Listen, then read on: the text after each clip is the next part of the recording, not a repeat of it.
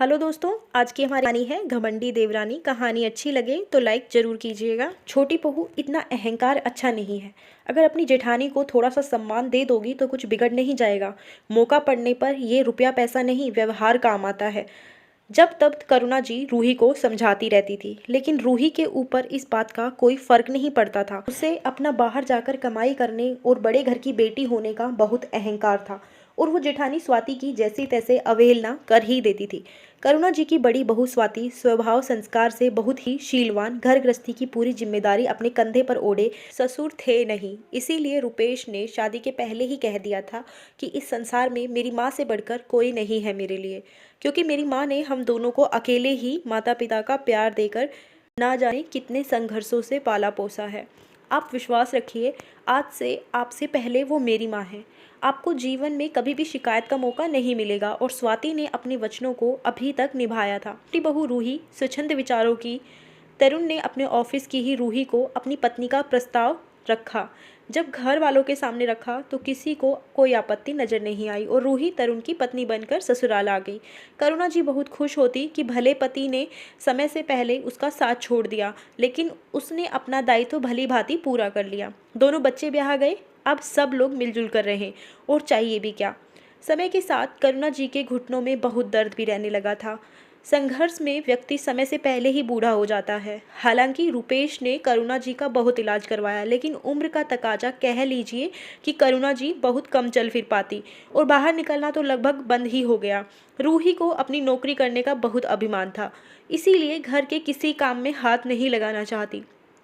करुणा टोकती भी कि स्वाति सुबह से अकेले रसोई में जुटी पड़ी है, थोड़ा बहुत उसका हाथ बटाया करो। लेकिन रूही दो टूक जवाब दे देती, मैं भी तो दिन भर ऑफिस में काम करके थक जाती हूँ, अब मैं कोई काम नहीं कर सकती। और अपना और तरुण का खाना लेकर चुपचाप कमरे में चली जाती। और तो और रविवार को भी पहले से ही उन दोनों को बाहर घूमना फिरना जाना होता था। करुणा को ये सब बहुत बुरा लगता कि मेरी बड़ी बहू को भी कुछ अरमान होंगे, लेकिन रुपेश को अपने व्यवसाय से बिल्कुल फुर्सत नहीं मिलती।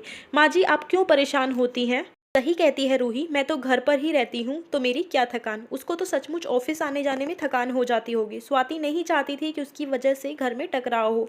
बहुत भोली हो तुम स्वाति, तुम्हारे इसी भोलेपन का फायदा उठा रही है। कोई बात नहीं माँ जी, जैसा चल रहा है वैसा चलने दीजिए, स्वाति करुणा जी का हाथ पकड़कर बोली। लेकिन अब तो रूही बात पे बात पर स्वाति को जवाब देने लगी और स्वाति उसका मुंह खड़ी देखती रह जाती। रूही, घर परिवार को सबको साथ लेकर चलना चाहिए। भगवान ना करे भविष्य में कभी जरूरत पड़ गई तो कोई काम नहीं आएगा। मुझको क्या जरूरत पड़ने वाली है, और तो मैं भाभी की खुशामद नहीं करूंगी, बजाय उसके अपनी मम्मी को बुला लूंगी। रूही तपाक से बोली। इत्तेफाक से रूही के पांव भारी हो गए। घर में खुशियां मनाई जाने लगी, लेकिन अब तो रूही और हवा में उड़ने लगी, क्योंकि स्वाति अभी इस परिवार को वारिस भी नहीं दे पाई थी। समय व्यतीत होने लगा, धीरे धीरे प्रसव का समय भी नजदीक आ गया।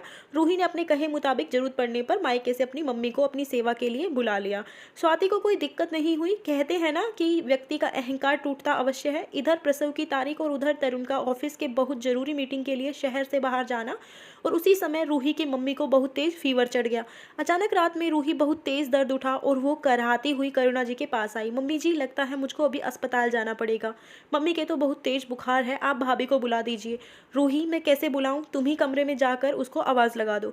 लेकिन तब तक आहट सुनकर स्वाति की थी और रूही को परेशान देखकर बोली, रूही तुम बिल्कुल परेशान ना हो, मैं तो तुम्हारे भैया अभी तुम्हारे साथ चलते हैं। स्वाति के कहने पर तब तक रुपेश ने गाड़ी निकाल ली थी और तब तक स्वाति ने तरुण को भी फोन करके भी स्थिति से अवगत करवा दिया था। अस्पताल पहुंचने पर डॉक्टर ने ऑपरेशन के लिए बोल दिया। आप इन पेपर पर हस्ताक्षर कर दीजिए और खून का भी इंतजाम कर लीजिए। डॉक्टर साहब, आप मेरा ब्लड ग्रुप चेक कर लीजिए, स्वाति ने आगे बढ़कर कहा, और इत्तेफाक से उसका ब्लड रूही से मैच कर गया।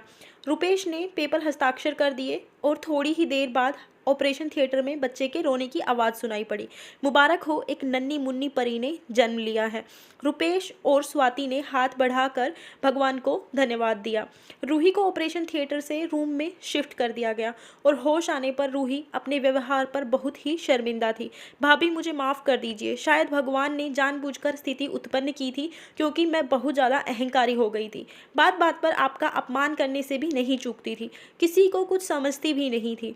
भगवान ने मेरा अहंकार चूर चूर कर दिया, लेकिन मुझे विश्वास है कि आप अपनी छोटी बहन को अवश्य माफ़ कर देंगी। रूही स्वाति का हाथ पकड़कर रोने लगी।